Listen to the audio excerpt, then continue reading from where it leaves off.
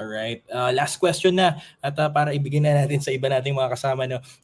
Ano nga abangan natin sa isang Ymer Marshall itong darating na Thrilline Manila 2? For sure, makasaysayan to para sa lahat sa Philippine boxing and para sa iyo mismo.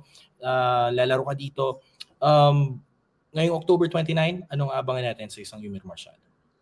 Abangan niyo po yung masayang laban at exciting na laban na abangan ng mga kababayan natin.